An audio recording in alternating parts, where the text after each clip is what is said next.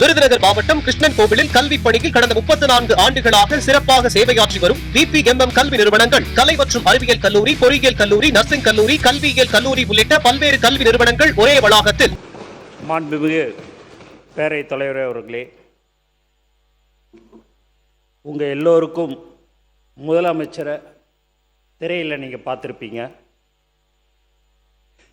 3 மாதமாக நேரில் பார்த்துன்னு இருக்கிறீங்க. நான் கடந்த 28-29 வருஷமாக அவருடைய நெருங்கி பழகிற வாய்ப்பு எனக்கு கிடைச்சிது. அப்படி பார்க்கும்போது சினிமாவில் மட்டும்தான் நடிப்பார். அதை தாண்டி வெளியில் வந்து நடின்னு சொன்னீங்கன்னா அவருக்கு நடிக்க தெரியாது. அதற்கு அப்பாற்பட்டு ஒரு நல்ல மனிதர் என்பதை இந்த நேரத்தில் நான் உங்களுக்கு தெரிவிச்சுக்கிறேன்.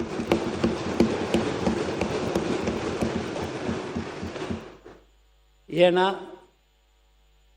அவர் வந்து ஒரு கல்ட்டுன்னுவாங்க, ஒரு பெரிய ஸ்டார்.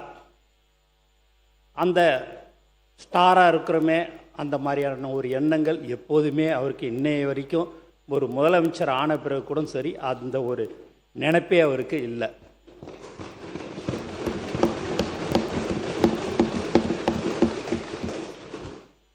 மேலும் அவர் அர்ஜுன் சார் சொன்னார், புகழ்ச்சி அவருக்கு உண்மையாகவே சொல்கிறோம், பிடிக்காது.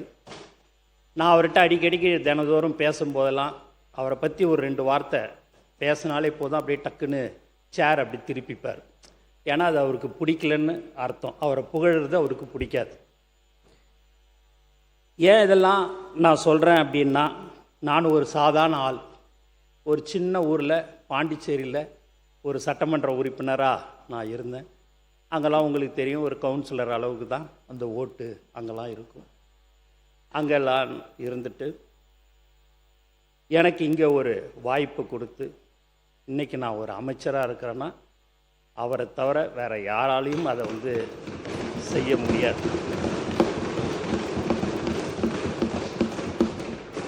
இங்கே நீங்கள் பார்த்தீங்கன்னா எனக்கு பின்னாடி எல்லாம் சட்டமன்ற உறுப்பினர்கள்லாம் இருக்கிறாங்க. துணை சபாநாயகர் பார்த்தீங்கன்னா நில்லுன்னு சொல்லும்போது, எலெக்ஷனில் நில்லுன்னு சொல்லும்போது, ஆனால் என்கிட்ட வெறும் 75,000 ரூபா தானே இருக்குதுன்னாரு. அது போதும் தலைவர் சொன்னார், நீ நில்லு, நான் மற்றதை பார்த்துக்கிறேன், நீ போய் நில்லுன்னாரு. நின்று இன்னைக்கு துணை சபாநாயகராக அவர் வந்துட்டார். நைட்டு 1:30 மணிக்கு முசிறி தொகுதியில் ஃபோன் அடித்தேன் விக்னேஷுக்கு. நைட்டு 1:30 மணிக்கு காலையில் வான்னு சொன்னேன். தலைவர் வந்து அவரை அறிவித்தார். அவரும் இன்றைக்கி ஒரு சட்டமன்ற உறுப்பினர். திண்டுக்கல் மாவட்டத்தில் யாரோ வந்து சீட்டு கேட்டாங்க. அங்கே ஒன்றிய நகரத்தில் ரொம்ப நாள் இருக்கிறாங்கல்ல, அவங்களுக்கு சீட்டு கொடுக்காம ஏன் அவங்களுக்கு கொடுக்கணும்னு நினைக்கிறேன் அப்படின்னாரு. இல்லை, யாருமே பண வசதி இல்லைன்றாங்கன்ட்டு. டெபாசிட்டுக்கு மட்டும் பணம் இருந்தால் போதும், நீ அங்கே இருக்கிற ஆளுக்கு நீ ஒன்றியத்துக்கே விடுன்னு சொன்னார். அவர் சென்ட்ரிங் வேலையெல்லாம் ஒரு நாளைக்கு அவருடைய கூலியே 1000 ரூபா 1500 ரூபா தான் கிடைக்கும். அவர் அண்ணா எனக்கு என்னண்ணே, எனக்கு வேணாண்ணே அப்படின்னாரு. இல்லை, தலைவர் சொல்கிறாரு உனக்கு கொடுக்க சொல்லி கொடுத்தாச்சுன்னாரு. அவரும் இன்றைக்கி ஒரு சட்டமன்ற உறுப்பினராக வந்துருக்கார்.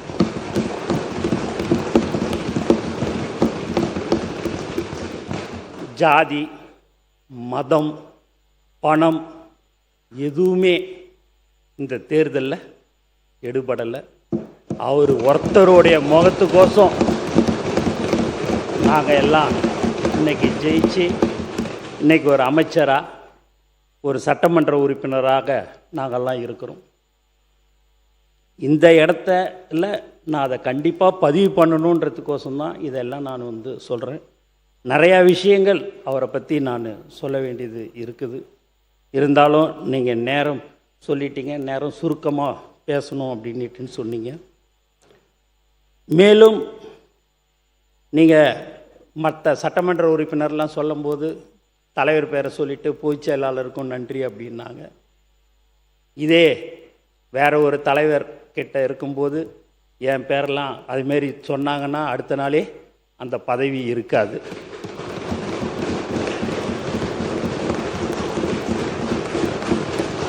ஆனால்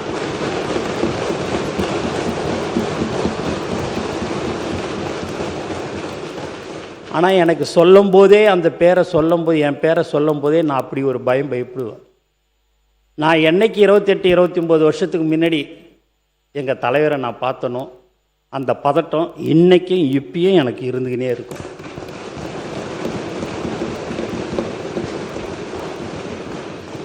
ஒரு உண்மையான ஒரு தலைவர்னா எங்கள் தலைவரை நான் சொல்லலாம்.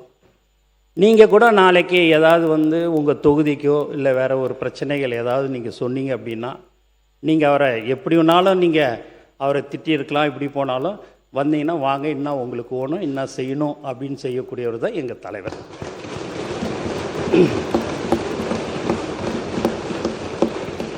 ஒரு நேரத்தில் ஏன்டா இவர் அரசியலுக்கு வந்தாருன்னு நான் நினைப்பேன். ஏன் அப்படின்னு பார்த்தீங்கன்னா, இந்த யூடியூப்பில் கடந்த 2 வருஷம் 2.5 வருஷமாக அவரை திட்டாத திட்டில்லை. 1 சீட்டு வாங்குவாரா, 2 சீட்டு வாங்குவாரா, 5%, 3%, 7% இப்படியா எல்லாரும் இலக்காரமாக எல்லாருமே பேசினாங்க. அதுலேயும் இந்த யூடியூப்பில் டிவியில் வாடகை வாயிலாம் இருக்குது. அந்த வாய் என்னன்னா பேசணுமோ அவ்வளவும் பேசும். நான் கடந்த 28 வருஷமாக 27 29 வருஷமாக யாராவது ஏதாவது சொன்னாங்கன்னா, படத்தை பற்றி சொன்னாங்களும் கூட ஏதாவது சொன்னேன்னா, அதெல்லாம் விட்டுட்டு போனேன். 10 பேர் சொல்கிறாங்க, அதில் 11 நினச்சிங்க, அதெல்லாம் விட்டுப்போங்க, அதெல்லாம் ஏன் கண்டுக்கிறீங்க அப்படின்வார். நம்ம ஆளுங்க எல்லாம் புதுசாக அரசியலில் வந்தவங்க எல்லாம் எங்கள் கூட புதுசாக வந்தவங்களாம் விடக்கூடாது அப்படி இப்படின்வாங்க. அதெல்லாம் விடுங்க, அவங்க பட்டன் பேசணும்னு பேசுகிறாங்க, அவங்க பட்டன் பேசட்டுமே, நமக்கு எதுக்கு இப்போது, அவங்க விட்டு நம்ம வேலையை பார்ப்போம்னு சொல்லக்கூடியவர் தான் எங்கள் தலைவர் தளபதி என்பதையும் தெரிவிச்சுக்கிறேன். அப்போ நான் அதை நினைப்பேன், இப்படியெல்லாம் அவரை சொல்கிறாங்க, மக்களுக்கோசமும் எங்களுக்கோசமும் அதையெல்லாம் பொறுத்து கொண்டு பரவாயில்ல யார் எப்படி பேசினாலும்ட்டுன்னு நானும் சார் இதுமாரி பெரிய பெரிய கட்சியெல்லாம் கூட்டணி வச்சுருக்கிறாங்க, நம்மளும் கூட்டணியில் தனியாக நிற்கிறோம் அப்படின்ட்டு தைரியமாக தில்லா தனியாக சிங்கிளாக நிற்போம், கண்டிப்பாக நம்ம ஜெயிப்போம், அதில் எந்த வித மாற்று கருத்தும் இல்லை. நீ எதுக்கு, நீ உனக்கே பயமாக இருக்குதா அப்படின்னு என்னை கேட்டேன். பயப்படல சார், நான் பயப்படல, இருந்தாலும் ஒரு பயம் எனக்குள்ளார ஒன்று இருக்குது. நீங்கள் எப்படியாவது இந்த முதலமைச்சராக நீங்கள் ஆகணும். உச்சத்தில் இருக்கும்போதே நான் என்னுடைய மக்கள், தமிழ்நாட்டு மக்கள் என்னை உச்சத்தில் வச்சாங்க. அப்படி வச்சுருக்கும்போது அந்த உச்சத்தில் இருக்கும்போதே நான் விட்டுட்டு அரசியலுக்கு வரணுன்னு தான், மக்களுக்கு சேவை செய்யணுன்றது எண்ணம் தான் எனக்கு இருக்குதே ஒழிய, நான் ரிட்டையர்ட் ஆன பிறகு நான் அரசியலுக்கு வர்றதுக்கெலாம் எனக்கு விருப்பம் இல்லை.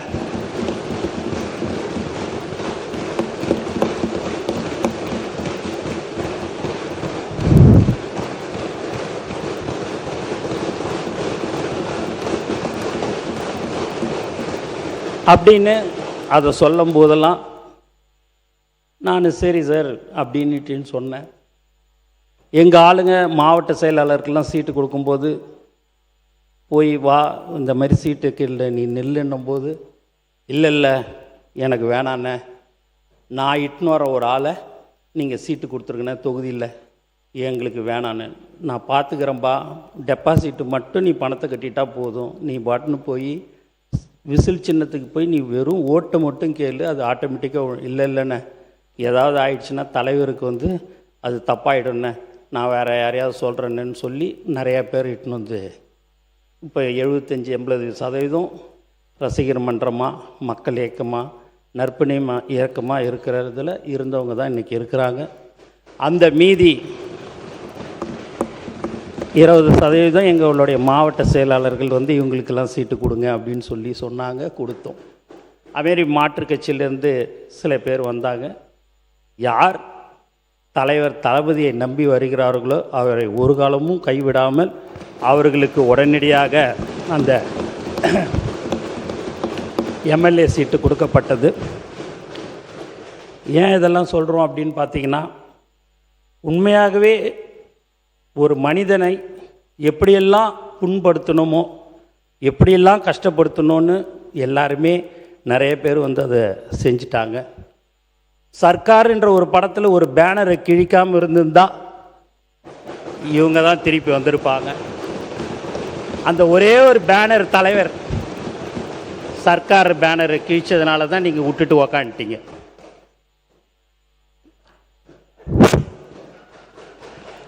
அதை நீங்கள் கிழிக்காமல் இருந்திருந்தீங்கன்னு வச்சிங்களேன், நீங்கள் தானே இருந்திருப்பீங்க அடுத்தாப்புல. நீங்கள் அந்த ஒரு பேனரை கிழிச்சதுனால தான் நீங்கள் இல்லை.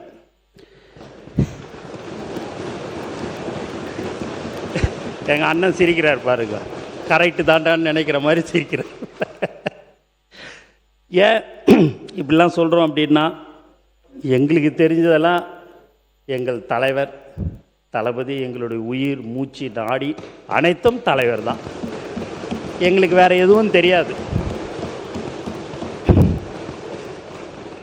நானும் வந்து சட்டமன்ற உறுப்பினராக பாண்டிச்சேரியில் இருந்தேன் அப்படின்னா, நலத்திட்ட உதவிகள், இதேமாரி ஸ்வச் பாரத் திட்டம், குப்பை வாரம் திட்டம், அந்த இதெல்லாம் நானே தனியாக வண்டியெல்லாம் விட்டு தலைவர் பேரில் அப்பையும் அவருடைய ஃபோட்டோ காமிச்சு ஜெயிச்சு நான் ஒரு சட்டமன்ற உறுப்பினராக இருந்தேன்.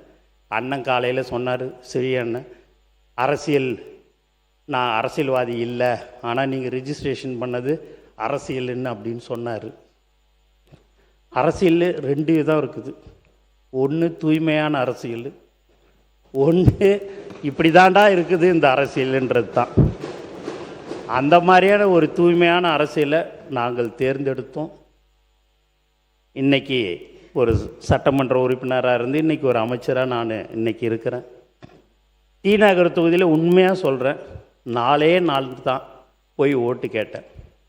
அதுக்கப்புறம் மீதி நாள்லாம் தலைவரோடு நான் பிரச்சாரத்துக்கு அவர் கூட போயிடுவேன். சாயங்காலம் 7 மணிக்கு ஃப்ளைட் அவுட்டு இறங்கும், 8-8:15 போவேன். ஒரு மணி நேரம் பிரச்சாரம் பண்ணுவேன், வந்துடுவேன். அப்போ ஜீப்பில் ஏறி போகும்போதே பார்த்திங்கன்னா 10 மாடி 12 மாடி இருக்கும். அப்படியே ஒரு செல்ஃபோனை எடுத்துக்கின்னு அவங்களுடைய பேரனோ ஒரு பையனோ யாரோ தெரியாது காட்டுவாங்க. வயசான பாட்டி, ஒரு 70-75 வயசு இருக்கும். அவங்க வந்து வாயில் விசில, கண்டிப்பாக உனக்கு தான் ஓட்டு அப்படின்னாங்க. அதனால் இந்த டி நகர் தொகுதி மக்களுக்கு இந்த நேரத்தில் என்னுடைய மனமார்ந்த நான் நன்றியை நான் தெரிவிச்சுக்கிறேன். எனக்கு கண்டிப்பாக எங்களை பொறுத்த வரைக்கும் நாங்கள் 107 பேர் இங்கே இருக்கிறோம் அப்படின்னா, எங்களுக்கோசம் யாருக்கும் ஓட்டு போடல, எங்கள் தலைவர் தளபதிக்காக மட்டும்தான் ஓட்டு போட்டாங்க.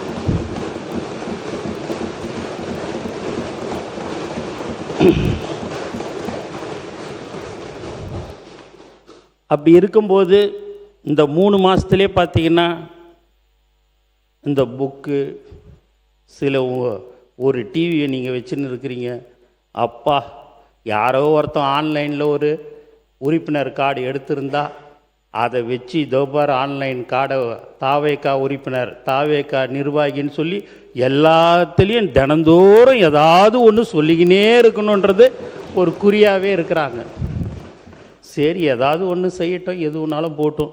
நாங்கள் மக்களுக்கு சேவை செய்ய வந்திருக்கிறோம்.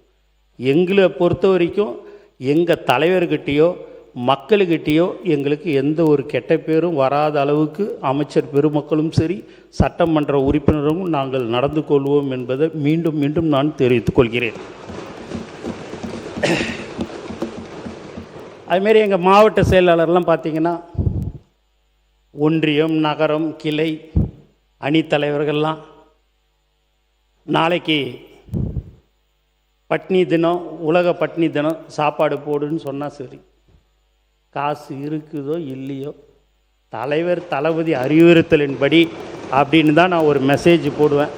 அடுத்த நாளே பார்த்தீங்கன்னா 1000 பேர், 750 பேர். இல்லை அண்ணா, நீங்கள் உங்கள் தலைவரை பற்றிலாம் நீங்கள் அடிக்கடிக்கு பேசுகிறீங்க, நாங்கள் முதல்ல பேசுகிறோம், எங்களுக்கு ஒரு வாய்ப்புண்ணே. எங்கள் தலைவர் இல்லை, அதே எங்கள் தலைவர் இங்கே பக்கத்தில் இருந்தாருன்னா நான் கண்டிப்பாக பேசவே மாட்டேனே. ஒரே ஒரு வார்த்தையை நான் பேசிட்டு நான் அடுத்த உரைக்கு நான் போயிடுவேன். உண்மையாக தான் சொல்கிறேன். இல்லை, மாண்புமிகு மாண்புமிகு அமைச்சர் சொல்கிற உருக்கமான அந்த வரலாற்று செய்திகள்லாம் பலர் கேட்டறியாது, நாம் அவையில் இருக்கிற உறுப்பினரே கேட்டறியாத அந்த செய்திகள், நாட்டு மக்கள் தெரிந்து கொள்ள வேண்டிய செய்தி. சொல்ல விடுங்க, நான் உங்களை எதுவுமே எங்கள் தலைவரை பற்றி, எங்கள் கட்சியை பற்றி நான் பேசுகிறேன். அவர் யார் சொல்ல முடியும்? சொல்லுங்கள். உங்களுக்கு போர் அடிக்காது. இல்ல நீங்க சொல்லுங்க. கதை சுவாரஸ்யமா இல்ல தான் இருக்கும். ஏன்னா உண்மை கதையை தான் நான் நீங்க சொல்லுங்க. நீங்க சொல்லுங்க.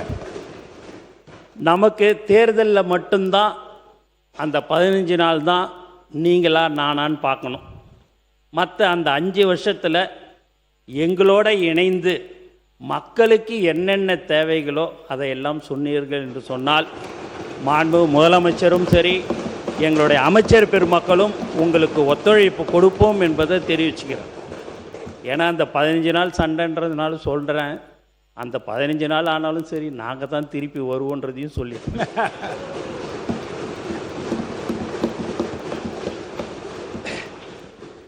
அப்பேற்பட்ட ஒரு நல்ல மனிதர், பழகிறதுக்கு ரொம்ப எளிமையானவர். ஒரு பெரிய ப்ரொடியூசர் வந்தாலும் ஒரு 5 நிமிஷம் தான் பேசுவார். சாதாரண கொத்தனார் இவங்க சித்தாள் இவங்ககிட்டலாம் ஒரு 2 மணி நேரம். நான் எப்பயுமே 20 நாள், இப்போ ஒரு மாதத்தில் 20 நாள் ஷூட்டிங் நடக்கும். 10 நாள் அவருக்கு அந்த பிரேக் இருக்கும். அந்த 10 நாளில் பார்த்தீங்க அப்படின்னா யார் யாரை பார்க்கணும், நிர்வாகிகளை பார்க்கணும் அப்படின்றத சொல்லுவார். நான் இவங்களை எல்லாருமே அடுத்த நாளே ஒரு 15 பேர் 20 பேரை அவருடைய அலுவலகத்துக்கு இட்டுன்னு போவேன். அவங்க 15-20 பேர் உட்காந்து பேசுவாங்க. அவங்க 2 மணி நேரம் 2.5 மணி நேரம் அவங்கக்கிட்ட பேசி வீட்டில் எப்படி இருக்கிறீங்க, எல்லாரும் தொகுதியில் எப்படி இருக்குது, மக்கள் எப்படி இருக்கிறாங்க எல்லாத்தையுமே கேட்பார். எக்காரணத்து கொண்டும் கடன் வாங்கி செலவு செய்வானா, முதல்ல குடும்பத்தை பாரு, அதுக்கடுத்து தொழிலை பாரு, அதுக்கு கிடைக்கிற வருமானத்தில் ஏதோ 1% 2% இருந்தால் முடிஞ்சால் நீ செலவு பண்ணு, இல்லைன்னா செய்யாத அப்படின்னுடுவார். எங்கள் ஆளுங்க கடந்த 28 29 வருஷமாக 30 வருஷமாக எல்லாமே அன்னையிலேருந்து இன்னை வரைக்கும் தளபதி விலையில்லா விருந்தகம், தளபதி விலையில்லா ரொட்டி முட்டை பால் திட்டம், தளபதி நூலகம், தளபதி பயிலகம், தளபதி வீடு கட்டும் திட்டம், இப்படின்னு நாங்கள் பல்வேறு திட்டங்களை நாங்கள் எல்லாமே தலைவர் பேரில் செஞ்சுருக்கிறோம். அதில் டக்குன்னு கூப்பிடாரு, அவங்க ரொம்ப செலவு பண்ணியிருக்கிறாங்க, நீ போய் முதல்ல அந்த பணம் எவ்வளோ செலவு பண்ணாங்களோ அதை போய் கொடு, நான் கொடுக்குறேன்னு சொல்லி கொடுப்பாரு. எங்கள் ஆளுங்கக்கிட்ட 1000 ரூபா இருக்காது. இந்த அடான்னு 5 லட்ச ரூபா கொடுத்தாலும் வேணவே வேணாம், நான் தலைவர்கிட்டேருந்து வாங்கவே மாட்டேன், என்னுடைய சொந்த பணத்தில் தான் நாங்கள் எல்லோரும் சேர்ந்து பண்ணுவோம் அப்படின்னுவாங்க. அப்பேற்பட்டவர்கள் தான் எங்களுடைய மாவட்ட செயலாளர்கள், அணி தலைவர்கள், ஒன்றியம், நகரம். எங்ககிட்டலாம் பெரிய சொத்து இல்லை. நான் ஏதோ நடுத்தரமான இது ஏதோ இருக்குது, இங்கே இருக்கிறவங்ககிட்டலாம் கொஞ்சம் இருக்குது. எங்களுடைய சொத்தே எங்களுடைய தமிழக வெற்றி கழகத்தோடைய தோழர்கள் தான். பல கோடி பக்கத்தில் இருக்கிறவரா, அவர்கிட்ட நிறையா சொத்து இருக்குது, ஒன்றா எடுத்துங்க வேணான்னு சொல்லலை. பல கோடி எங்களுக்கு சொத்தே அவங்க தான். தலைவருக்கு இன்றைக்கும் சொல்கிறது, எக்காரணத்தை கொண்டும் யார் வந்தாலும் சரி, எப்பேற்பட்டவர்கள் வந்தாலும் சரி, நம்மளுடைய பழைய ஆட்களை ஒரு ஆட்களை கூட நீ விட்டுவிடக்கூடாது, அவர்களுக்கு என்ன தேவைகளோ அதை நீ செய்து தர வேண்டும் சொல்லக்கூடிய தலைவர் தான் எங்கள் தளபதி. இப்படிலாம் ஒரு தலைவர் உண்மையாகவே என்ன நீங்களா அவர்கிட்ட பழகுனீங்கன்னா தெரியும். ரொம்ப எளிமையானவர். எது ஒரு சின்ன விஷயமா இருந்தால் கூட சரி, உடனுக்குடன் ஏதாவது ஒன்று சொன்னால் செஞ்சு கொடுக்குறவர். இப்போ நீங்கள் கூட பார்த்தீங்க அப்படின்னா இந்த அண்ணா திமுக எம்எல்ஏ சட்டமன்ற உறுப்பினருடைய தொகுதி தான் வேலூர் மாவட்டம் அணைக்கட்டு தொகுதியில், அணைக்கட்டு பிளாக் அல்லேரி கிராமம் மலையில் மலை சுமார் 8 கிலோமீட்டர் அளவுக்கு 21 கோடி ரூபாய்க்கு இப்போ டெண்டர் விட போகிறோம். என்னான்னு பார்த்தீங்கன்னா, ஒரு 20-25 நாளுக்கு முன்பு அங்கே ஒரு கர்ப்பிணி பெண்ணை ஒரு கட்டிலில் தூக்கிக்கின்னு வந்தாங்க. அதை பார்த்துட்ட உடனேயே ஏன் அதை இன்னும் நீ பார்க்கலையா அப்படின்னு கேட்டார். எனக்கு தெரியாது சார், நீங்கள் அனுப்பிச்சி தான் அந்த வீடியோவை நான் பார்த்தேன் அப்படின்னு. என்ன செய்வே தெரியும், நான் கலெக்டரேட்லாம் சொல்லிடுறேன், இம்மிடியேட்டாக அதுக்கு ரோடு வசதி செய்து தரணும்னு சொன்னார். இன்றைக்கி நேற்று பார்த்திங்கன்னா அதுக்கு 21 கோடி ரூபாய்க்கு எல்லாமே ரெடி பண்ணி இன்னும் ஒரு வாரத்தில் டெண்டர் விடப்பட இருக்கு. அரசியலில் எப்பயுமே பார்த்தீங்கன்னா அந்த தொகுதிக்கு 21 கோடி ரூபா கொடுத்து அங்கே இருக்கிறது 320 பேர் தான்.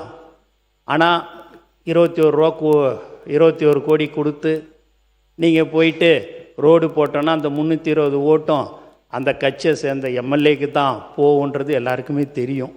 ஆனால் கட்சி வேறுபாடு இன்றி அது எந்த தொகுதியாக இருந்தாலும் சரி, மக்களுக்கு ஒன்று தேவை என்று சொன்னால் அதை உடனடியாக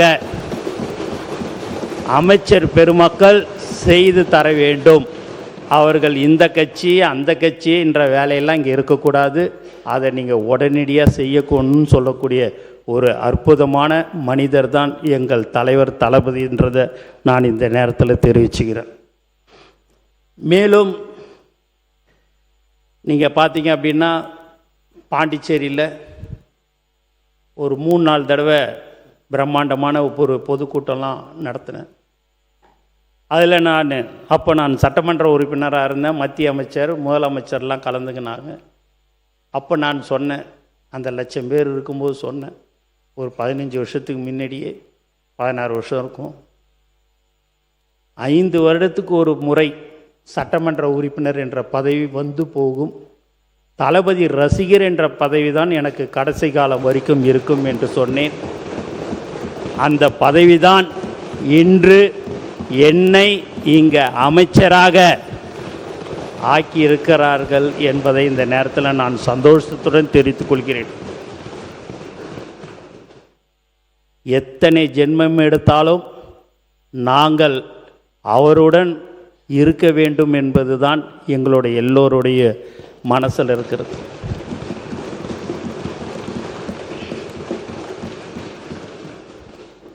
ஒரு 9 லட்சம் பேருக்கு கட்சி நம்ம ரசிகர் மன்றமாக இருக்கும்போது பதவி போட்டோம். கட்சி ஆரம்பித்த உடனே எல்லாரும் கேட்டது, இன்னும் ஆள் போட முடியல, மாவட்ட செயலாளர் போட முடியல, நீங்கள் கட்டமைப்பு இல்லை அப்படிலான்னாங்க. அந்த 9,12,320 பேருக்கு மக்கள் இயக்கத்தில் இருந்தாங்க. அவங்களுக்கு 3,16,217 பேருக்கு நாங்கள் அந்த போஸ்டிங் போடணும். அப்போ குறைஞ்சது ஒரு 6 லட்சம் பேருக்கு பதவி எங்களால் கொடுக்க முடியாது. அதையெல்லாம் சரி பண்ணி அந்த கட்டமைப்பை உருவாக்கி இன்னைக்கு தமிழக வெற்றி கழகம் வெற்றி பெற்றிருக்கிறது என்பதை தெரிவிச்சுக்கிறேன். அதில் எப்படியாவது சில பேர் குளிர் காயணும், எப்படியாவது கட்சி 2 ஆகும் 3 ஆகும் 4 ஆகும் அப்படிலாம் நினச்சாங்க. அதுக்கெல்லாம் வாய்ப்பே இல்லை. இப்போ கூட சரி, எங்கள் ஆளுங்ககிட்டேருந்து நீங்கள் ஒரே ஒரு ஆளை கூட நீங்கள் இப்படி இன்னாட்ட இப்படி வான்னு சொன்னால் வரவே மாட்டாங்க.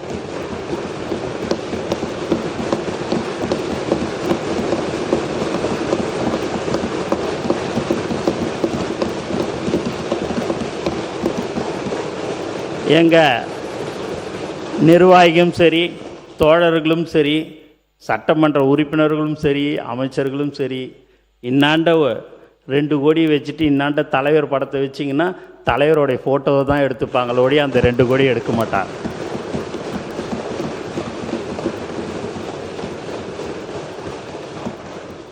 ஏன்னா அவ்வளோ மரியாதை கொடுப்பார். ஒரு தொண்டனை எப்படி மதிக்கணுன்றது அவருக்கு பயங்கரமாக அதில் விட்டு கொடுக்கவே மாட்டார். ஒரு பிரபல டைரக்டர், இப்பயும் அவர் ஒரு பிரபல டைரக்டர், தலைவர் படத்தை இயக்கியிருக்கிறார். அவர் ஒரு தொகுதியை கேட்கும்போது கேட்டுக்கினார். அதுக்கு அடுத்த நாள் திருப்பி எனக்கு அந்த தொகுதி ஒன்றுன்னு ஒரு 1.5 வருஷத்துக்கு முன்னாடியே கேட்டார். கோச்சிக்காத நண்பா, அது அந்த தொகுதி என்னுடைய மாவட்ட செயலாளர் பல ஆண்டு காலமாக அங்கே உழைத்து கொண்டிருக்கிறார், அவரை விட்டுட்டு உனக்கு நான் கண்டிப்பாக நான் தரமாட்டேன், கோச்சிக்காதுன்னு சொன்னார்.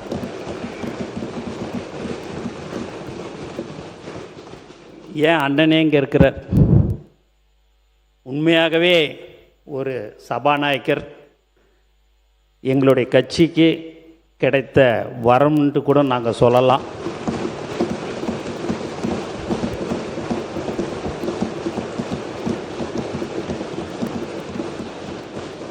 அவர் ஒரு தொகுதியை கேட்டார். அண்ணா முடியாதுண்ணே அப்படின்ன. இல்லைண்ணா எனக்கு அதுதானே ஓணுன்னாரு. இல்லைண்ணா கோச்சிக்காதீங்கண்ணே, மாவட்ட செயலாளர் அங்கே 30 வருஷமாக இருக்கிறாப்புலண்ணே, தயவுசெய்து அந்த தொகுதியை விட்டுருண்ணே அப்படின்னேன். நேராக தலைவர்கிட்ட போய், இல்லைங்க நான் தேர்தலில் நான் நிற்கலை, எனக்கு அந்த தொகுதி இல்லைன்ற மாதிரி கேள்விப்பட்டேன் அப்படின்ட்டு. அப்போ தலைவர் சொன்னார், இல்லை நீங்கள் இருக்கணும், நீங்கள் வேறு எந்த தொகுதியை கேட்குறீங்களோ அதை நீங்கள் எடுத்துக்கங்க அப்படின்னார். இல்லை நான் என்னுடைய மகனுக்கு நீங்கள் கொடுத்துருங்க, நான் நிற்கலை அப்படின்னாரு. தலைவர் அப்படி இல்லை, 30 வருஷமாக என்னையே நம்பி சைக்கிளில் போய் போஸ்டர் ஒட்டி கொடி கட்டி இன்னைய வரைக்கும் எனக்கோசம் அவன் இத்தனை வருடமாக இருந்திருக்கிறான். அவனை எக்காரணத்தை கொண்டும் ஒரு சாதாரண தொண்டனை நான் விடமாட்டேன்னு. அதே போல் நீங்களும் எனக்கு வேண்டும், அதற்காக நீங்கள் நின்னே ஆக வேண்டும் என்று சொன்னார். அவர் ஒரு தொகுதியில் வேறு தொகுதியில் நின்னார். அண்ணன் ஜெயிச்சார். இன்றைக்கி ஒரு சபாநாயகராக பார்க்குறதுக்கே ஒரு அம்சமாக, ஒரு அழகாக அவருடைய பேச்சு, அவருடைய இப்போ நான்லாம் பேசும்போது பார்த்திங்க அப்படின்னா பேப்பரை கொடுத்து படிக்க சொன்னிங்கன்னா அப்படியே 2-3 வார்த்தை எதாவது ஸ்லிப் ஆகும். அதை நான் அப்படியே அவர் வாயே, எங்கள் அண்ணன் வாயை பார்த்துன்னு இருப்பேன். அவ்வளோ அழகாக திருத்தமாக ஒரு வார்த்தையும் அவ்வளோ அழகாக பேசக்கூடிய ஒரு சபாநாயகர் எங்களுக்கு கிடச்சிருக்கிறாரு. இந்த நேரத்தில் எங்களுடைய தலைவர் தளபதி அவருக்கு எங்கள் சபாநாயகரை அவர் ஆக்கியதற்கு இந்த நேரத்தில் நான் மனமார்ந்த வாழ்த்துக்களையும் நான் நன்றியும் தெரிவிச்சுக்கிறேன். அதுக்கு அடுத்தபடியாக ஃபைனான்ஸ் மினிஸ்டர் அவர் நீங்கள் பார்த்தீங்கன்னா வரும்போது முடியெல்லாம் இப்படி வச்சுக்கின்னு வந்தார்.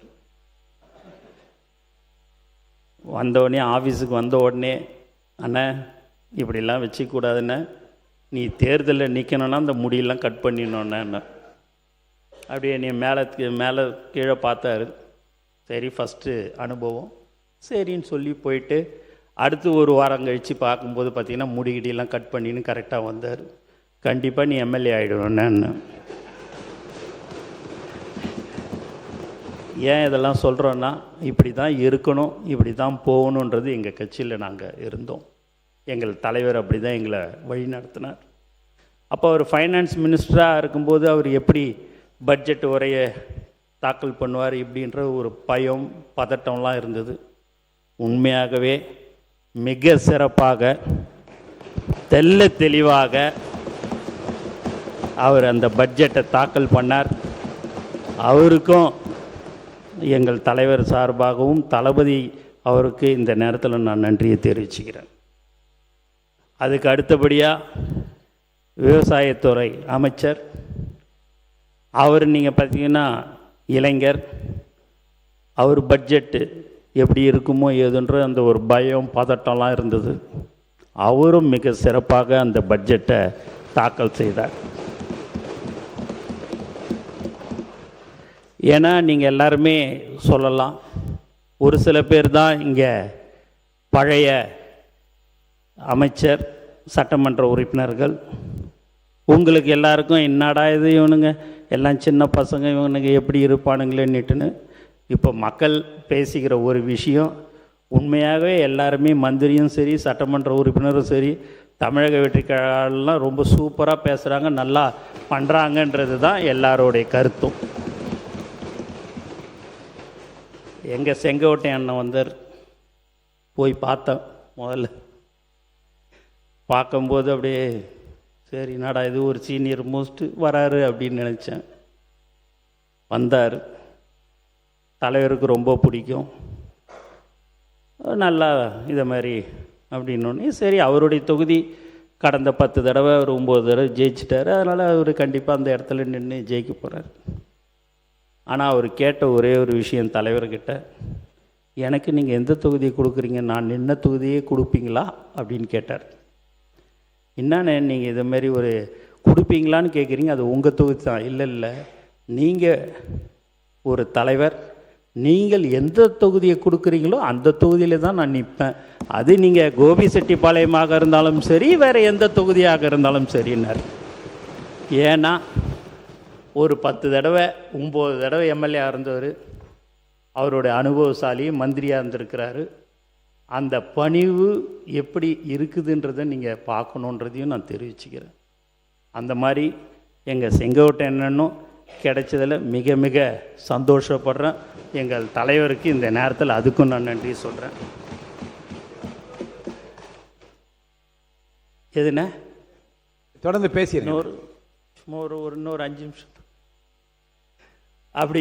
ஏன்னா இந்த சபையில் எல்லாமே தெரியணும், உங்களுக்கும் நாங்கள் யாருன்றது தெரியணுன்றதுக்கோசம் தான். நீங்கள் நிறைய தடவை நாங்கள் மீட்டிங்கில் பேசியிருப்போம், நீங்கள் அதெல்லாம் கேட்டிருப்பீங்க, அதெல்லாம் கரெக்டு தான். இருந்தாலும் இந்த நேரத்தில் நீங்கள் உங்கள் தலைவரை பற்றி சொல்லும்போது, உங்கள் வரலாறை பற்றி சொல்லும்போது, எங்களுடைய வரலாறு 2 வருஷம்தான், 2.5 வருஷம்தான்.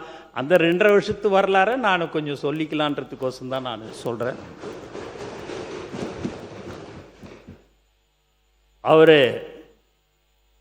ஆதவ அர்ஜுனா சகோதரர் எனக்கு கண்டிப்பாக ஓணும் அப்படின்னு சொல்லி நான் தலைவர் தளபதிக்கிட்ட கேட்டு, அவர் எனக்கு கண்டிப்பாக நம்ம கட்சிக்கு தேவைன்னு சொல்லி கேட்டு வாங்கினேன். ஏன்னா உங்கள் கூட நிறையா நாள் நிறையா வருஷம் கூட இருந்தார். அவர் ஒரு புத்தகம் வெளியிட்டதுனால அவருக்கு வந்தது, அவரை விட்டாங்க, நாங்கள் இட்டுக்கணும்.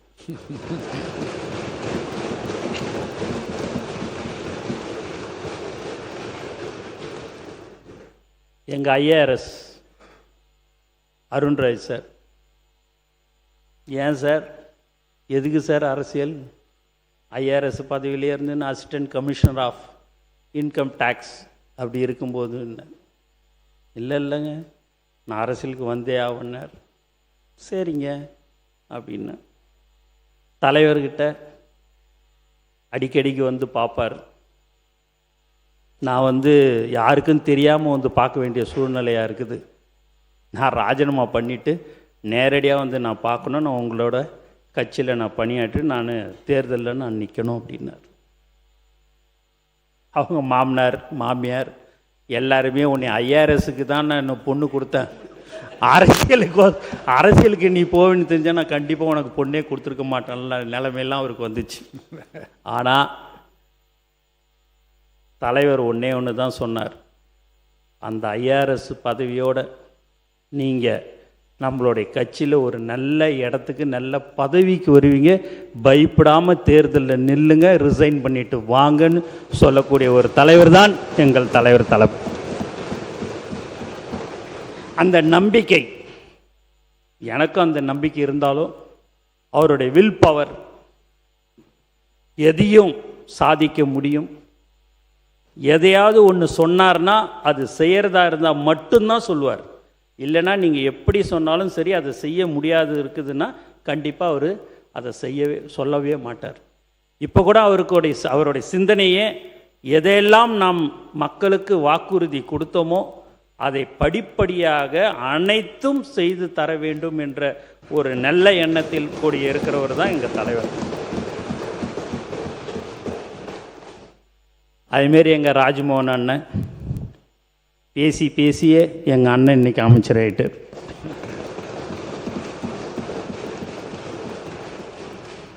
எல்லாரும் பார்க்குறாங்க கூட்டணி கட்சியில் இருக்கிறவர், என்னடா இது என்னை பற்றி எதுவுமே சொல்லலையா அன்னிட்டுன்னு.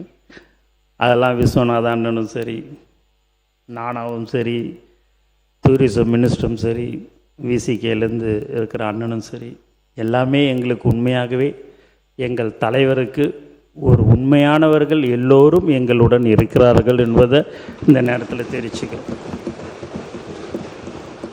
அவர் வெங்கட் சார் ரொம்ப காலமாக ட்ரெஷரராக நம்ம எங்களுடைய தலைவரோடு இருந்தார். இன்றைக்கி அவருக்கும் இன்றைக்கி சீட்டு கொடுத்து இன்றைக்கி ஒரு சட்டமன்ற உறுப்பினராக இருக்கிறாரு. இங்கே இருக்கிற பின்னாடி அமைச்சர்கள் எல்லாருமே நீங்கள் பார்த்தீங்கன்னா எல்லாருமே ரசிகர் மன்றத்திலேருந்து தான் நாங்கள் எல்லாமே வந்தோம். ரசிகர் மன்றம் லேருந்து நற்பணி மன்றம் எல்லாமே 28 29 வருஷமாக இருந்தோம். அதனால தான் நான் சொன்னேன், ஒருத்தவங்கள கூட யாருமே இப்படியும் இழுக்க முடியாது அப்படியும் இழுக்க முடியாது. எந்த இடம்னு பார்த்தா தலைவர் தளபதின்றது மட்டும் அவர் கூடயே தான் வாழ்நாள் முழுவதும் சாகும் வரை தலைவர் தளபதி கூட தான் நாங்கள் எல்லோரும் இருப்போம்.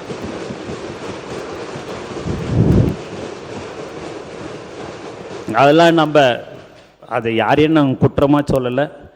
அதை எல்லாத்தையும் விட்டு நம்ம மக்களுக்கு என்ன தேவை, மக்கள் பிரச்சனை என்ன என்றதெல்லாம் நீங்கள் ஆக்கப்பூர்வமாக எங்ககிட்ட சொல்லுங்கள். நாங்கள் எல்லாமே உங்களுக்கு செஞ்சு தர மீண்டும் நான் சொல்லிக்கொள்வது எல்லாம் இதுதான். ஏன் அப்படின்னு பார்த்தீங்க அப்படின்னா, திடீர்னு ஒரு நாள் இன்றைக்கி இவங்ககிட்ட பேசுனாங்க, அவங்ககிட்ட பேசுனாங்க, யாருக்கிட்ட என்ன பேசினாலும் சரிதான். ஒருத்தவங்க கூட இந்த பக்கமும் அந்த பக்கமும் வரவே மாட்டாங்க. அதில் திட்டவட்டமாக சொல்லிடுறேன். ஏன்னா எல்லாருமே இங்கே நீங்கள் பேசுனதுக்கு குடிநீரை பற்றி இன்றைக்கி எல்லாருமே பேசுனாங்க. அம்மா பார்த்திங்கன்னா ரொம்ப தெளிவாக ரத்தன சுருக்கமாக ரொம்ப அழகாக அவங்க அந்த தருமபுரி மாவட்டத்தில் எங்கெங்கெல்லாம் எப்படி அந்த திட்டங்கள் வரணுன்றதெல்லாமே உண்மையாகவே அவங்க வந்து சொன்னாங்க. அது ஒரு கமிட்டி மாதிரியே போட்டுமா மாண்பு முதலமைச்சர் அவர்கிட்ட கலந்து பேசி, நீங்கள் நீர்வளத்தில் யார் யாருக்கெல்லாம் கிராமத்தில் தடுப்பணை கட்டணும், எதையெல்லாம் நீங்கள் சொல்கிறீங்களோ மாதத்துக்கு ஒரு தடவை என்னுடைய துறையில் உங்கள் சட்டமன்ற உறுப்பினர் அனைவரையும் அழைத்து அதற்கு என்னென்ன தீர்வுன்னு, ஏன்னா சட்டசபையில் நம்ம சொல்லி பேசிட்டு நம்ம பாட்டுன்னு போயிடுறோம், நீங்களும் நன்றின்னு சொல்லிட்டு போயிடுவீங்க. அடுத்த 6 மாதம் 7 மாதம் கழிச்சு வரும்போது நீங்கள் அதை கேட்க வரும்போது, நீ அன்னைக்கு சொன்னியே நீ செஞ்சியா அப்படின்னு சொன்னால் சொல்கிறத வந்து கண்டிப்பாக செய்யணும். இல்லைன்னா எங்களுடைய முதலமைச்சர் கண்டிப்பாக எங்களை கண்டிச்சிருவார். அதனால் நீங்கள் அந்த மாதம் அந்த சட்டமன்ற உறுப்பினர் நாங்கள் அழைக்கிறேன், நீங்கள் அந்த கூட்டத்தில் கலந்துக்குங்க. கலந்து உங்களுக்கு என்ன தேவைகளோ அங்கே சம்பந்தப்பட்ட அதிகாரிகளை வைத்து அதற்கு உடனடியாக அந்த இடத்துலையே தீர்வு காணுவதற்குண்டான ஏற்பாடுகள் மாண்பு முதலமைச்சர் அவர்களின் அறிவுறுத்தலின்படி செய்து தரப்படும் என்று நான் உங்களோட சட்டமன்ற உறுப்பினர்களுக்கு நான் பணியுடன் தெரிவித்துக் கொள்கிறேன்.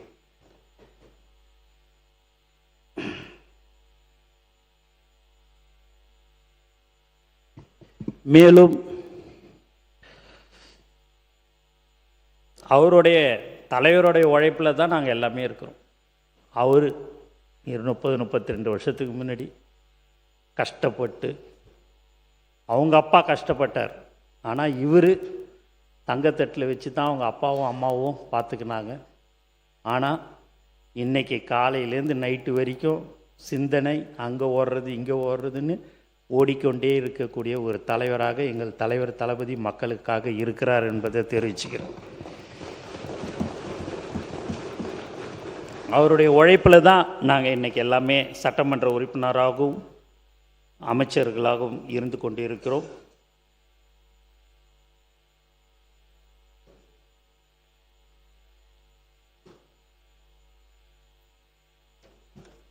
அதனால் இந்த மாதிரியான ஒரு வாய்ப்பை சபாநாயகர் எனக்கு கொடுத்தாரு. சரி ஏதாவது சொல்லி பெல் அடிப்பாரான்னு பார்த்தேன்.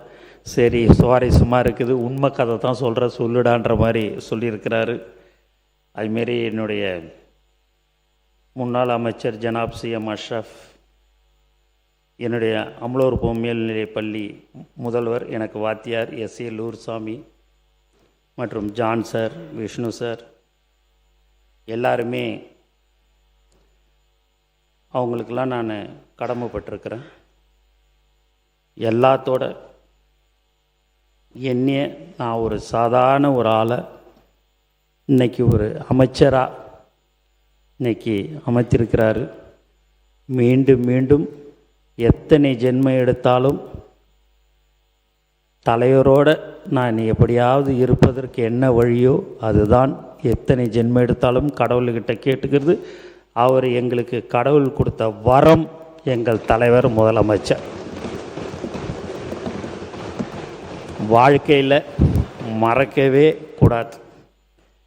இந்த மாதிரியான ஒரு நல்ல மனிதர், அமைதியானவர், எந்த ஒரு விஷயத்தை சொன்னாலும் ரொம்ப அழகாக கேட்டுக்கின்னு அது செய்யக்கூடிய ஒரு நல்ல மனிதர் எனக்கு இந்த வாய்ப்பை கொடுத்துருக்கிறாரு. அதனால் நாங்கள் யாரும் மீண்டும் ஒரு முறை நாங்கள் சொல்லிக்கொள்ள ஆசைப்படுகிறோம். நான் யாரையும் குற்றச்சாட்டாகவோ யாருடைய மனதை புண்படுத்தும் முறையோ நான் சொல்லவில்லை. நாங்கள் யாரும் தவறு செய்ய மாட்டோம் என்பதை மீண்டும் மீண்டும் இந்த அவையில் நாங்கள் தெரிவித்துக் கொள்கிறோம். எங்கள் முதலமைச்சர் எங்களை அப்படித்தான் வழிநடத்தியிருக்கிறார் என்பதை தெரிவித்துக்கொண்டு, எனக்கு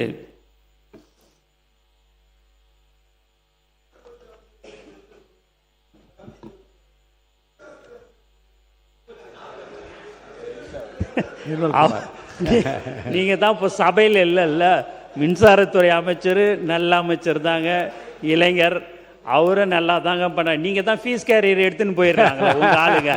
நாங்கள் என்ன பண்ணுறதுன்னு நைட்டில் அவர் ஒரு வண்டி வச்சுக்கின்னு, ஒரு வேனை வச்சுக்கின்னு, ஜீப்பை வச்சுக்கின்னு அவர் ஜீப்லேயே போகிறார். போனால் நைட்டு ஏன் கரண்ட் இல்லைன்னு உட்காருங்க சார், நீங்கள் உட்காருங்க. இல்லை நீங்க உங்களையும் அண்ணனை சொன்னேன், உருக்கமான ஒரு நிகழ்வு. ஆமா, அமைதியா இருக்கு. உங்களை சொல்லலைண்ணே, சட்டமன்ற உறுப்பினரை சொல்லலைண்ணே. நீங்க பேசுங்க. ஒரு ஃபீஸ் கேரியரை டக்குன்னு எடுத்துடுறாங்க, அங்கே போனால் பார்த்தா ஃபீஸ் கேரியரை காணும்னு. அதனால் நான் அப்படி சொன்னேன். நீங்கள் அதை தவறுதலாக எடுத்துக்கொள்ள வேண்டாம். ஆகவே மாண்பு பேரவைத் தலைவர் அவர்களே, உங்களுக்கு என்னுடைய மனமார்ந்த நன்றியை நான் தெரிவிச்சுக்கினேன். நேரத்தின் அருமை கருதி அறிவிப்புகளின் தலைப்புகளை மட்டும் இந்த மாமன்றத்தில் படிக்கிறேன். அனைத்தையும் படித்ததாக கருதி அவை குறிப்பில் ஏற்றிக்கொள்ளுமாறு பணிவன்புடன் கேட்டுக்கொள்கிறேன். அவ்வளோதான். எல்லாத்தையும் படிச்சிருவானே, இல்லை தலைப்பு மட்டும் படிச்சிருவோம். தலைப்பில் இருக்கு, படிச்சுதா போதுமா? ஒரு அஞ்சஞ்சாவது ஏன்னா போதுமாண்ணா? ஒரு அஞ்சஞ்சாவது ஒன்றுத்துக்கு படிச்சிட்றேண்ணா. ஒரு அஞ்சு ஃபர்ஸ்ட் 5 படிச்சிடறேன். தலைப்பு மட்டும் நீங்கள் படிச்சிடலாம். ஊரக வளர்ச்சி மற்றும் ஊராட்சித்துறை, வறுமை ஒழிப்பு திட்டங்கள் மற்றும் ஊரக கடன்கள். மாணிக்கை கோரிக்கை எண் 42. நடப்பாண்டில் சிறப்பாக செயல்படும் 1000 சுய உதவிக்குழுக்களுக்கு 1 லட்சம் ரூபாய் வீதம் ஊக்கத்தொகையாக வெற்றி பெண்கள் சுய உதவிக்குழு விருது வழங்கப்படும். மகளிர் சுய உதவிக்குழுக்கள் தயாரிக்கும் பொருட்களை சர்வதேச சந்தையில் சந்தைப்படுத்தும் வகையில் 2 கோடி ரூபாய் மதிப்பீட்டில் ஒருங்கிணைந்த பிரதிபலிமான மின் வணிக தளம் உருவாக்கப்படும். மகளிர் சுய உதவிக்குழுக்கள் மற்றும் மகளிர் தலைமையிலான சுய உதவிக்குழு தொழில் நிறுவனங்கள் உற்பத்தி செய்யும் பொருட்கள் மற்றும் வழங்கும் சேவைகளுக்கு உறுதியான சந்தை வாய்ப்பை உருவாக்கும் வகையில் அரசு துறைகள் மற்றும் அரசு சார் நிறுவனங்களில் மகளிர் சுய உதவிக்குழுக்கள் மற்றும் மகளிர் தலைமையிலான சுய உதவிக்குழு தொழில் நிறுவனத்திலிருந்து முன்னுரிமையில் கொள்முதல் மேற்கொள்ளப்படும். திருநர்களின் நலனுக்காக 3.17 கோடி ரூபாய் மதிப்பீட்டில் ஒரு விரிவான திட்டம் செயல்படுத்தப்படும்.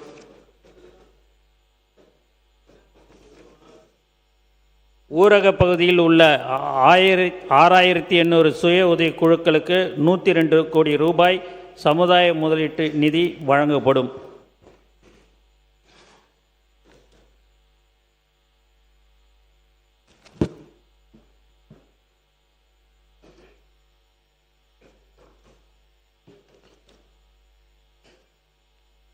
ரூபாய் 1634 கோடி மதிப்பீட்டில் ஊராட்சி ஒன்றிய சாலைகள் மற்றும் கிராம ஊராட்சி சாலைகள் மேம்படுத்தப்படும். ஊரக பகுதியில் பசுமை பரப்பை அதிகரித்து சுற்றுச்சூழல் சமநிலையை மேம்படுத்தும் நோக்கில் 2 கோடி மரக்கன்றுகள் நடவு செய்யப்படும். ஊரக பகுதியில் மரக்கன்று நடவு பணிகளுக்கு தேவையான மரக்கன்றுகளை வளர்க்க தற்போது பயன்பாட்டில் உள்ள நாற்றங்காலுக்கு கூடுதலாக 10,000 மரக்கன்றுகள் வளர்க்கும் திறன் கொண்ட 250 புதிய நாற்றங்கால் ரூபாய் 35 கோடி மதிப்பீட்டில் அமைக்கப்படும். ஊரக பகுதியில் நீர் வளத்தையும் பாசனத்துறையையும் மேம்படுத்தும் வகையில் 10,000 புதிய இடங்களில் புதிய குளங்கள் ரூபாய் 650 கோடி மதிப்பீட்டில் உருவாக்கப்படும்.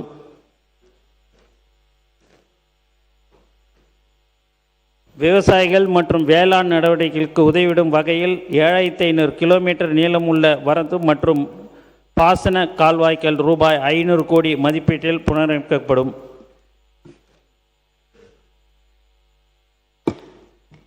நீர்வளத்துறை மானிய கோரிக்கை எண் 40. தமிழ்நாட்டின் நீர்வள மேலாண்மை வலுப்படுத்துவதற்கு முக்கிய ஆறுகளில் வெள்ள காலங்களில் கிடைக்கும் நீரை சேமித்து நிலத்தடி நீர் மட்டத்தை உயர்த்த 13 மாவட்டங்களில் 27 தடுப்பணைகள் ரூபாய் 206 கோடியே 75 லட்சம் மதிப்பீட்டில் அமைக்கப்படும். ஏரிகள் மற்றும் கண்மாய்களுக்கு நீர் வழங்க 6 மாவட்டங்களில் 9 அணைக்கட்டுகள் ரூபாய் 97 கோடியே 8 லட்சம் மதிப்பீட்டில் அமைக்கப்படும். ஆற்றின் நீரோட்டத்தால் ஏற்படும் மணல் அரிப்பை கட்டுப்படுத்த தஞ்சாவூர் மாவட்டத்தில் ஒரு தளமட்ட சுவர் ரூபாய் 15 கோடியே 20 லட்சம் மதிப்பீட்டில் அமைக்கப்படும். ஆற்று படுகையின் நிலைத்தன்மையை உறுதி செய்து படுகை அரிப்பை கட்டுப்படுத்தி நிலத்தடி நீர் செறிவூட்டலை அதிகரிக்க 2 மாவட்டங்களில் 2 படுகை அணைகள் ரூபாய் 37 கோடியே 10 லட்சம் மதிப்பீட்டில் அமைக்கப்படும். ஏரிகள் மற்றும் கண்மாய்களுக்கு முழு திறனோடு நீரினை பகிர்ந்தளிக்கும் வகையில் 5 மாவட்டங்களில் 6 பகிர்வு அணைகள் ரூபாய் 13 கோடியே 87 லட்சம் மதிப்பீட்டில் அமைக்கப்படும்.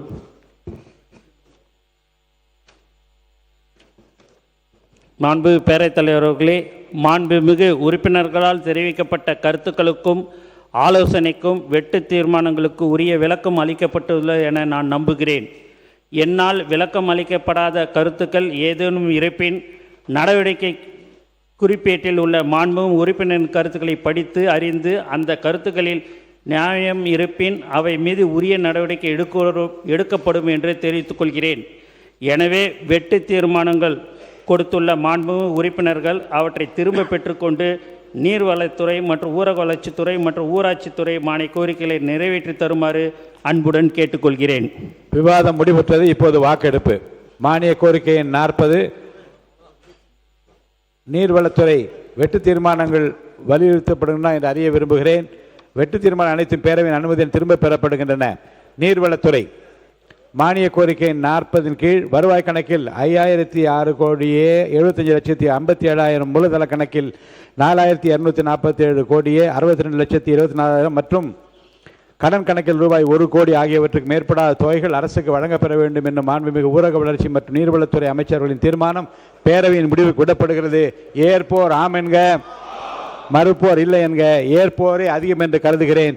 ஏற்போரே அதிகம். தீர்மானம் நிறைவேறியது. அரசுக்கு கோரிய தொகைகள் வழங்கப்பெறுகின்றன. மானிய கோரிக்கை 42 ஊரக வளர்ச்சி மற்றும் ஊராட்சித்துறை வெட்டு தீர்மானங்கள் வலியுறுத்தப்படுகின்றனவா என்று அறிய விரும்புகிறேன். வெட்டு தீர்மானம் அனைத்து பேரவையின் அனுமதியில் திரும்ப பெறப்படுகின்றன. ஊரக வளர்ச்சி மற்றும் ஊராட்சித்துறை மானிய கோரிக்கை 42 வருவாய் கணக்கில் 33,970 கோடியே 32,57,000 மூலதன கணக்கில் ரூபாய் 5,638 கோடியே 9,15,000 மற்றும் கடன் கணக்கில் ரூபாய் 1 கோடி ஆகியவற்றுக்கு மேற்படாத தொகைகள் அரசுக்கு வழங்கப்பெற வேண்டும் என்று மாண்புமிகு ஊரக வளர்ச்சி மற்றும் நீர்வளத்துறை அமைச்சர்களின் தீர்மானம் பேரவையின் முடிவுக்கு விடப்படுகிறது. ஏற்போர் ஆம் என்க. ஏற்போர் அதிகம் என்று கருதுகிறேன். ஏற்போர் அதிகம். தீர்மானம் நிறைவேறியது. அரசுக்கு கோரிய தொகைகள் வழங்கப்பெறுகின்றன. மானிய கோரிக்கை 29 சுற்றுலா கலை மற்றும் பண்பாடு சுற்றுலா பண்பாடு மற்றும் சிறப்பு முயற்சிகள் துறை வெட்டு தீர்மானங்கள் வலியுறுத்தப்படுகின்றனவா என்று அறிய விரும்புகிறேன். வெட்டு தீர்மானங்கள் அனைத்தும் பேரவையின் அனுமதியுடன் திரும்ப பெறப்படுகின்றன. சுற்றுலா கலை மற்றும் பண்பாடு சுற்றுலா பண்பாடு மற்றும் சிறப்பு முயற்சிகள் துறை மானிய கோரிக்கை 29 கீழ் வருவாய் கணக்கில் 375 கோடியே 43,37,000 மூலதன கணக்கில் ரூபாய் 397 கோடியே 61,31,000 மற்றும் கடன் கணக்கில் ரூபாய் 2 கோடி ஆகியவற்றுக்கு மேற்படாத தொகைகள் அரசுக்கு வழங்கப்பெற வேண்டும் என்று மாண்புமிகு சுற்றுலாத்துறை அமைச்சர்களின் தீர்மானம் பேரவையின் முடிவுக்கு விடப்படுகிறது. ஏற்போர் ஆம் என்க, மறுப்போர் இல்லை என்க. ஏற்போர் அதிகம் என்று கருதுகிறேன். ஏற்போர் அதிகம். தீர்மானம் நிறைவேறியது. அரசுக்கு கோரிய தொகைகள் வழங்கப்பெறுகின்றன.